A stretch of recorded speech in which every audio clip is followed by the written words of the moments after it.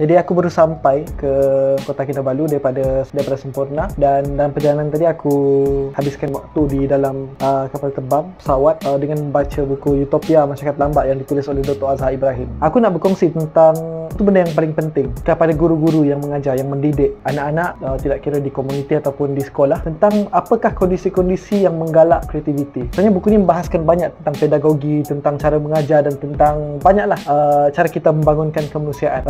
Dan di sini digariskan ada 5 poin tentang apakah kondisi-kondisi yang kita perlu ada untuk menggalakkan kreativiti. Jadi aku mau kongsikan, huraikan cara ringkas 5 poin yang telah dikongsikan oleh Dr. Azhar Ibrahim dalam buku Utopia Masyarakat Lambat. Okey, yang pertama adalah dari segi kemampuan untuk merasai dan memecahkan kebingungan. Ini merupakan suatu situasi kondisi yang di mana kita perlukan. Kita perlukan seorang guru, seorang aktivis, seorang pendidik itu harus mempunyai kemampuan untuk merasai dan memecahkan kebingungan. Di sini sebenarnya suatu usaha untuk mengeluarkan guru itu daripada zon selesa. Seorang aktivis itu daripada zon selesa. Kerana keselesaan ataupun tidak adanya satu kebingungan itu akan akhirnya membawa seorang guru itu pada keadaan yang statik, yang tidak berkembang ke depan.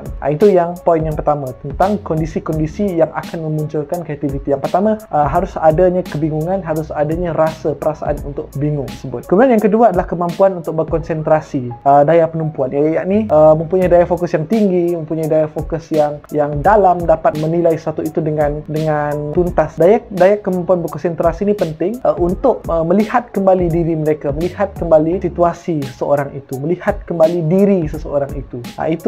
Dan melihat kembali apa yang telah kita lakukan dalam komuniti, dalam isu-isu pendidikan, dalam hal-hal pendidikan. Jadi itulah perlunya satu kemampuan berkonsentrasi dalam untuk kita mewujudkan satu kondisi yang kreatif. Kemudian yang ketiga, poin ketiga pula adalah kemampuan merasai, meyakini pengalaman sendiri. Di sini di mana kita meletakkan diri kita sebagai aktivis, guru sebagai point of touch, di mana kita menjadi kelompok ataupun orang yang merasai sendiri pengalaman itu, mempunyai pengalaman secara empirikal tentang segala yang berlaku. Apabila kita merasai sendiri, kita mempunyai percayaan diri terhadap apa yang kita rasa, hal itu akan menimbulkan kreativiti kita, meyakinkan kita untuk mewujudkan suatu kreativitas. Kemudian yang keempat adalah kemampuan untuk menerima konflik dan ketegangan dan bukan pula menghindarinya. Dalam kerja-kerja mendidik, dalam kerja-kerja komuniti, suatu konflik dan juga ketegangan itu pasti ada, sama ada dalam organisasi, sama ada dengan komuniti, sama ada dengan pelajar, hal itu pasti ada. Tetapi masalah yang kita yang berlaku adalah apabila kita lari daripada ketegangan itu, lari daripada konflik itu, dan kita cuba untuk meminggirkan orang yang dengan kita berkonflik itu. Itu satu masalah yang bahaya sebenarnya untuk dalam gerak kerja mendidik itu. Jadi apa yang diperlukan untuk memastikan kreativiti itu adalah dengan adanya kemampuan untuk menghadapi konflik.